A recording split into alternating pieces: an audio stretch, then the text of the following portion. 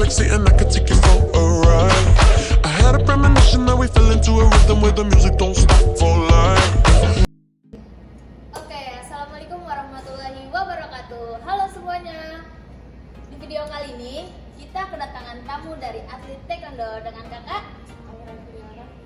Nah, video kali ini saya dan teman-teman saya akan menjelaskan tentang komunikasi dalam cabur taekwondo. Pertama, perkenalkan, nama saya Hesti Nurmaini. Nama saya Naskila Retnesianti. Nama saya Fasya Rifka. Kita langsung mulai aja dengan pertanyaan pertama dari Anaskila. Yang pertama, pertanyaan dari saya tuh bagaimana cara pengajaran kakak terhadap atlet disabilitas?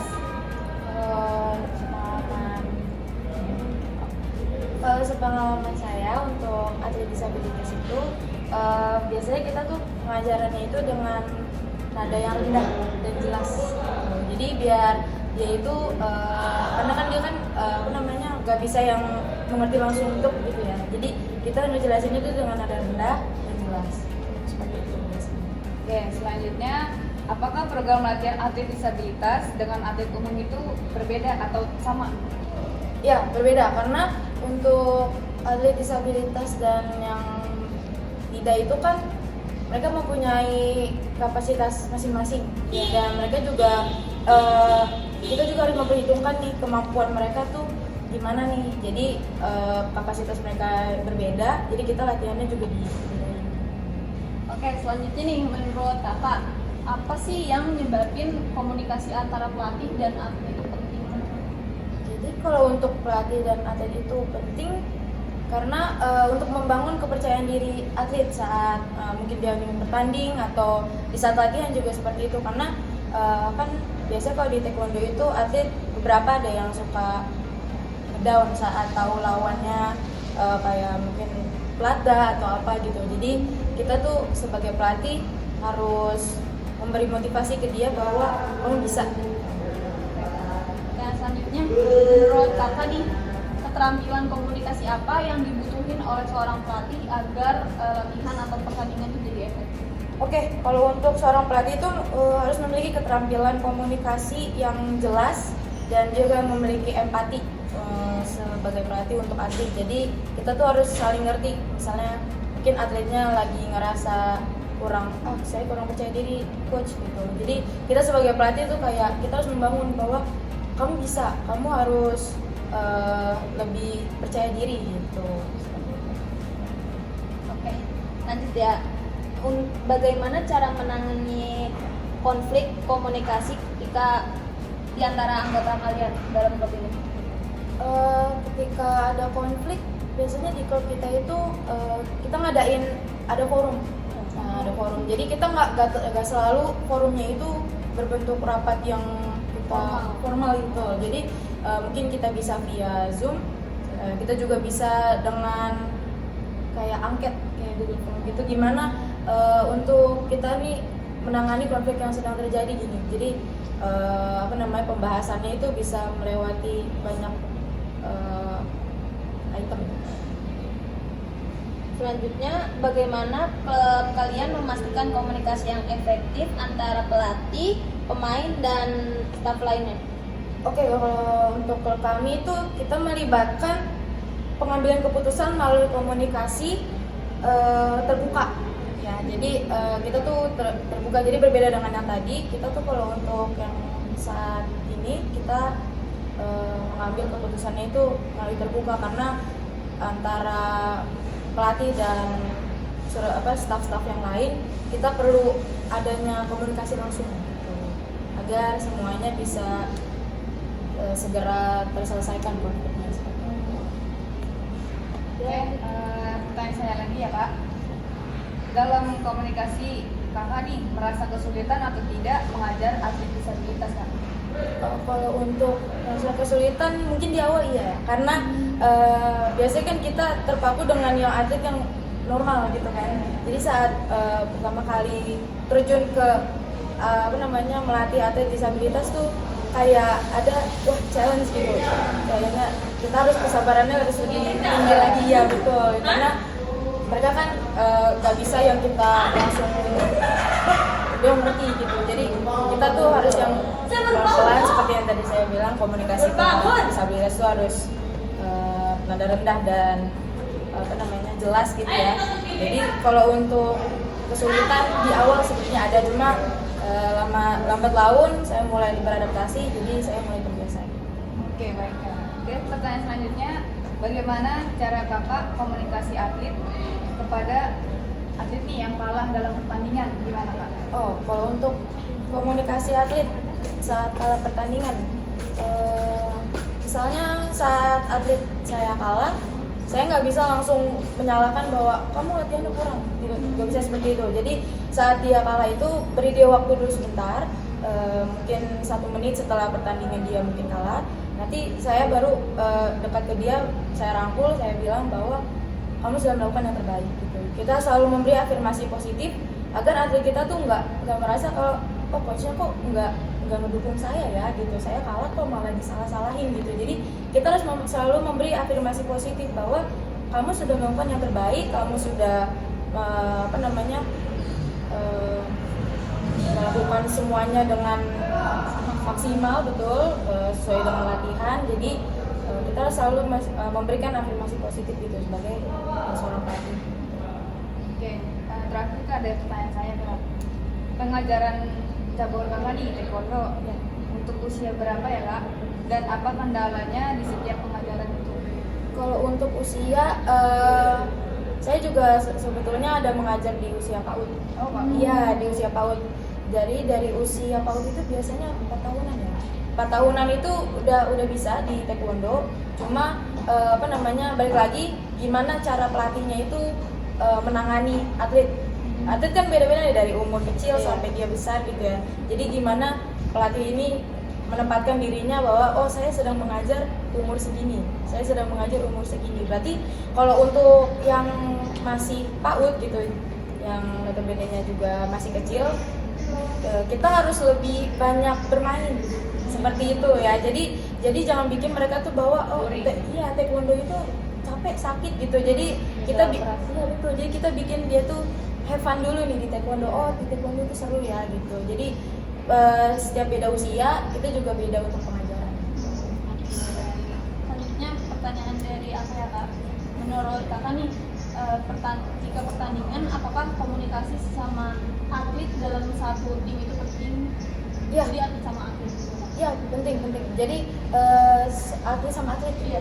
Jadi pentingnya itu kenapa? Karena tiap individu kan pasti dia perlu, dia kan kita makhluk sosial ya. Kita perlu satu sama lain. Jadi seorang atlet saat temannya bertanding atau selesai bertanding juga harus respect, harus memberi support gitu. Jadi menurut saya untuk atlet dengan atlet sangat penting.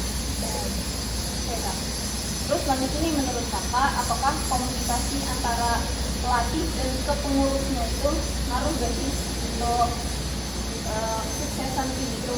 Oh, berpengaruh sekali. Karena jikalau kayak seperti tadi terjadi konflik gitu ya, saat pertandingan mungkin jadinya crowded, yang yang tadinya harusnya kita bisa kondusif saat pertandingan, karena kan di taekwondo itu sistemnya satu atlet satu coach gitu ya. Jadi beberapa mungkin klub ada yang kurang nih coachnya, jadi harus menunggu coach yang selesai dulu baru atlet yang selanjutnya masuk, seperti itu kan. Jadi komunikasi antar staff itu penting. Jadi kalau misalnya suatu waktu emang kita kekurangan SDM untuk atletnya itu ada coachnya atau yang atletnya nggak ada coachnya, jadi saat itu kita meminimalisir itu ada konflik.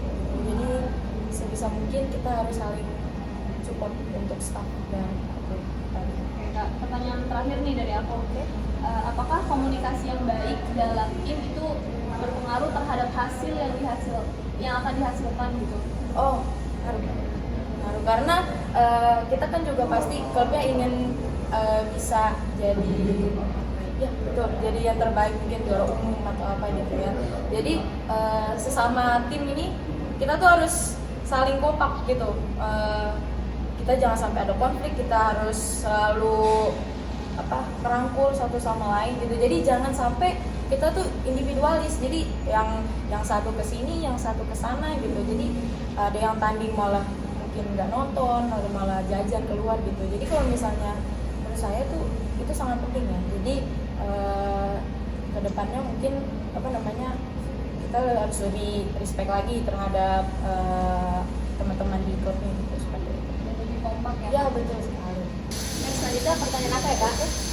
Kan tadi kan kita ngebahas tentang konflik, nah itu kan ngadain forum terbuka.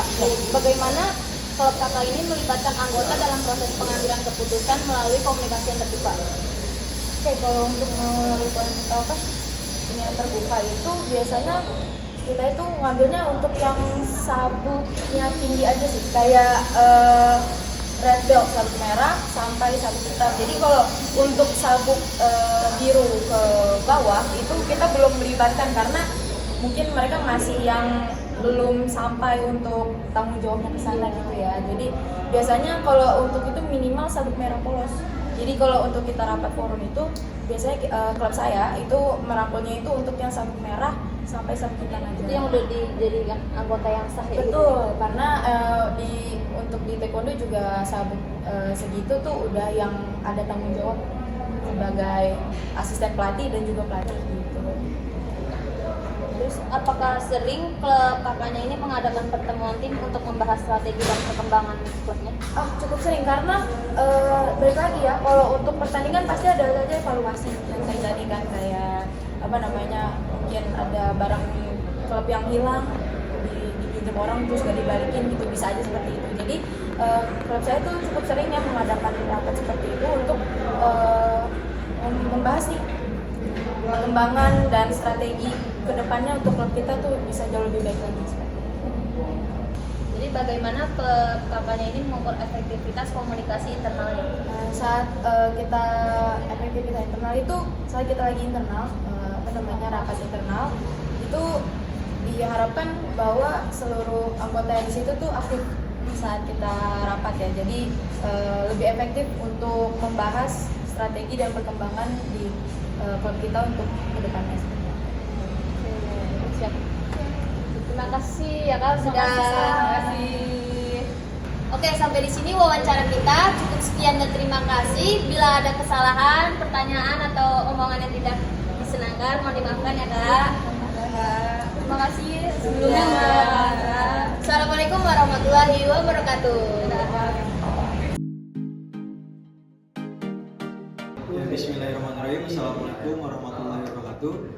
Perkenalkan, nama saya Raka Sambir Ladi dari Kepelatihan Cabang Olahraga angkatan 2021 dengan NIM 1604621039. Di sini saya akan memenuhi syarat UAS untuk dari mata kuliah komunikasi olahraga, dan di sini saya bersama dengan atlet kita. Atlet nama saya Wildan Wahyudi.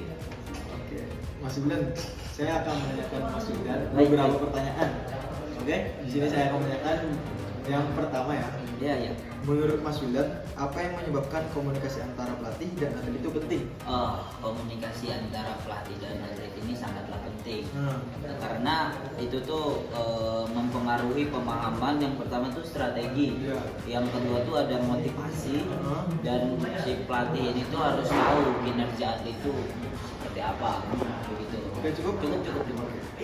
Pertanyaan yang kedua, menurut Mas Wildan, keterampilan komunikasi apa yang dibutuhkan oleh seorang pelatih agar efektif? Agar efektif, keterampilan komunikasinya itu harus dengan tegas caranya. Terus harus bersifat memotivasi pemain.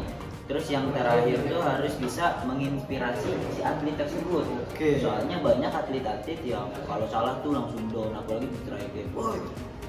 Contohnya siapa? Contohnya ada lah di tim ada. saya. Oke, pertanyaan ketiga, menurut Mas Wildan, jika pertandingan, apakah komunikasi sesama atlet dalam satu tim itu sangat penting? Untuk komunikasi saat pertandingan itu sangatlah penting karena itu tuh menentukan kemungkinan koordinasi yang lebih baik supaya si pemain di lapangan ini saling tahu apa yang diinginkan. Iya, seperti itu ya. Silakan Mas Raka. Pertanyaan keempat, menurut Mas Wildan, apakah komunikasi antara pelatih dan pengurus berpengaruh di dalam tim itu? Komunikasi yang efektif itu memastikan tujuan dan strategi itu selaras dengan apa yang diinginkan oleh pengurus. Jadi satu visi jadinya ketujuan juga satu-satu. Sama-sama ya. Ya, Oke, pertanyaan kelima Ya, ya. ya. Menurut Mas Wildan ini, apakah komunikasi yang baik dalam tim akan berpengaruh terhadap hasil yang akan dihasilkan dari pertandingan? Saya menjelaskan sejauh ini tim yang dengan koordinasi dan komunikasi yang baik Ya. itu mendapatkan hasil yang lebih baik. Oke. Iya, seperti itu. Lanjut lagi. Sudah pertanyaan ke-6. Oke, pertanyaan ke-6. Bagaimana klub Mas Wildan ini mengukur efektivitas komunikasi internalnya? Internal biasanya kita tuh punya sesi diskusi terbuka untuk mendapatkan masukan langsung dari para pemain ataupun staf. Jadi kita saling terbuka aja semuanya. Kalau ada masalah di sini omongin, kalau staf punya masalah omongin. Selanjutnya, seberapa sering sih klub Mas Wildan mengadakan pertemuan tim untuk membahas strategi dan perkembangan tim? Biasanya kalau untuk tidak menjelang pertandingan itu biasa 1 minggu sekali ataupun setiap latihan. Tapi kalau untuk mendekati latihan biasanya itu Hamin 1 pertandingan itu dijelaskan semua. Apa aja tuh biasanya? Biasanya taktikal, terus pemain siapa aja yang main, yang di cadangan dan yang dari target itu dijelaskan semua di situ ya. Iya, benar. Oke, cukup. Ya, cukup. Oke, terus pertanyaan 3, bagaimana klub Anda menangani konflik komunikasi antar anggotanya? Komunikasi antara anggota ini sama saja seperti yang tadi, kita itu saling terbuka. Jadi saling transparasi aja semuanya. Jadi nggak ada yang satu ngomongin di belakang, yang satu ngomongin di belakang gitu. Tapi nggak tahu kan yang lainnya ya. Ada itu? Hah? Ada. Banyak ya. Oke, lanjut kemana ya? Bagaimana klub Mas Wildan memastikan komunikasi yang efektif antara pelatih, pemain, dan staf pendukungnya? Kalau seperti itu komunikasi yang terbaik. Iya, Komunikasi yang terbaik tuh ya udah.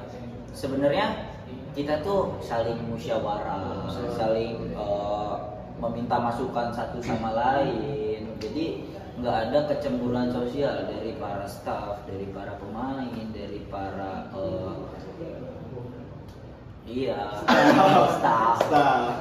Oke. Selanjutnya nih pertanyaan Terakhir, silakan. Bagaimana klub Mas Wildan melibatkan anggota dalam proses pengambilan keputusan melalui komunikasi yang terbuka? Komunikasi terbuka itu balik lagi seperti yang saya bilang tadi, semua punya kesempatannya sendiri-sendiri. Jadi kita tuh nggak memilih-milih orang. Jadi siapapun orangnya, kalau dia punya aspirasi ya sampaikan ke kita. Iya, sampaikan dulu. Nanti tuh kita musyawarah lagi mana yang terbaik dari aspirasi mereka. Oke, cukup segitu aja. Siap. Sudah cukup banyak sekali Sama saya dari kami kurang lebih maaf. Wassalamualaikum warahmatullahi wabarakatuh.